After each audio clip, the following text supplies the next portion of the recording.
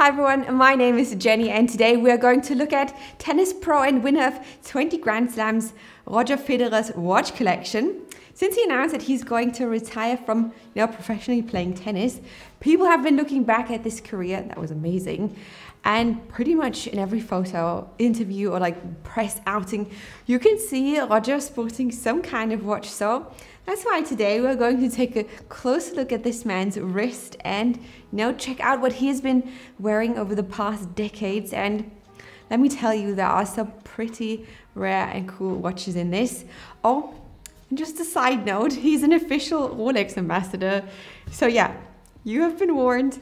I'm so excited for this. So let's get started. Right, let's start out with our, sports steel category that already delivers some pretty cool watches from his collection. The first two are, really recent releases and perhaps already some of my favorites of his. And that are firstly the Rolex Oyster Perpetual 41 with a green dial, as well as the same watch with a yellow dial he has been spotted with. The Stellar Dial inspired line was released in 2020, so 2 years ago, with some more colors like the candy pink, I really love that one, or this very cool light blue. The 41mm is the biggest out of the Oyster Perpetual line and has been becoming more and more popular, especially since Rolex added the new colors to the lineup. The green dial is currently available for about $13,000, whereas the yellow goes for about $21,000 and more on the secondary market. Next up, we have this really cool Rolex Mirka with the black dial and the green sapphire crystal. It's a very unusual Rolex, measuring 40mm in diameter and has this bright orange second stand that indicates the hidden perk, looks like a lightning bolt that comes with this watch. There is a shield inside the case that is made from ferromagnetic alloys, which protects the movement, making it resistant towards magnetic fields, which tend to, mess with your movement and its accuracy. Definitely one of the, I would say, geekier watches from Rolex, and I think it suits Roger Federer very well. And it is currently available for about $13,000 and upwards. And we're going right next to another special Rolex, this time the Rolex Datejust 2 with a diameter of 41mm with the nicknamed Wimbledon dial.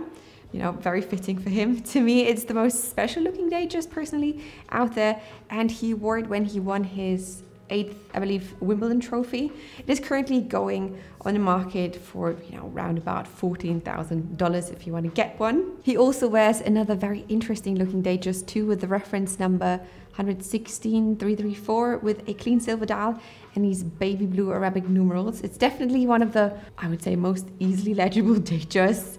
It has been in production since 2010, but there aren't many available on the pre-owned market right now. But I did find two currently available in the US for about $13,000 as well. Right, let's move over to his GMT Master 2 collection.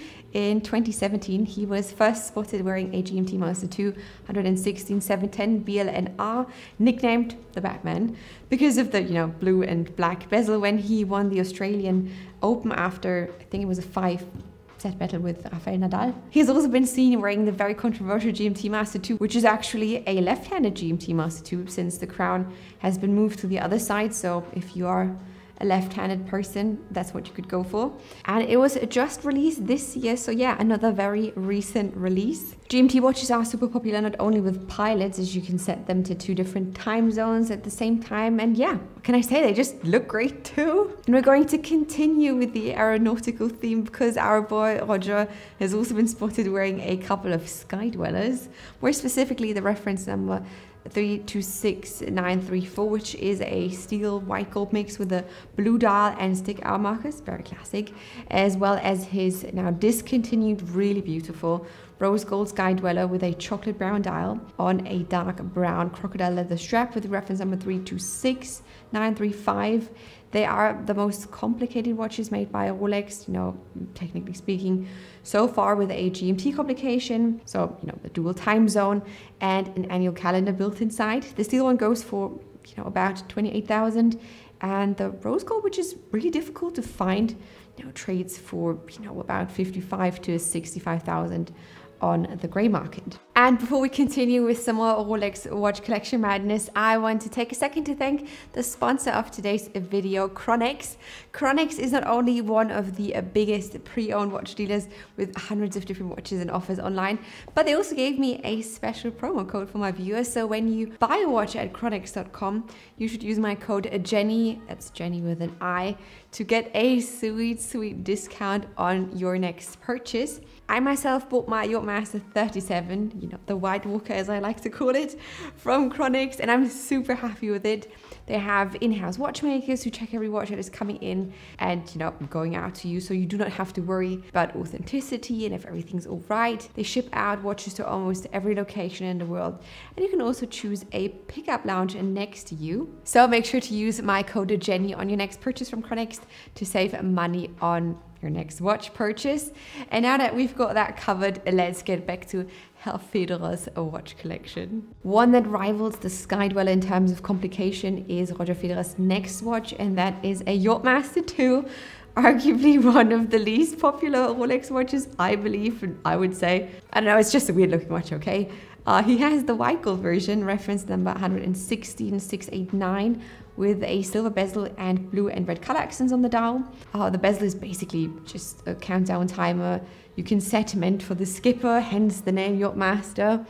It is also rather large with its 44mm diameter and goes for about 35 to, I want to say, like $40,000 on the pre-owned market. Okie dokie, next up and last within kind of the steel, sports steel, professional models lineup in his collection is his collection of Daytonas, and let me tell you, he's got some really special models in there. The first one could be considered comparably rather basic, even though it is one of the most iconic Daytona color combos, and that is his full steel white dial and black sub-dial Daytona, aka the Panda, reference number 116500. It is super popular and one of my favorite Daytonas too, currently available for around $40,000. Here's the next stunning Daytona, and I want to include it here because, I mean, it is still a Daytona after all, even though it's not steel technically. Is his platinum Daytona, you know, with the icy blue dial and brown bezel and sub-dials that is just to die for. It's a reference number 116506 and has a hefty price tag of about $150,000 on the secondary market. He also owns an off-catalog yellow gold Daytona he wore when attending but not competing Wimbledon this year. It has orange baguette cut sapphires on the bezel and a dial with 11 baguette cut sapphire hour markers and a deep black dial, reference number 116588 SACO.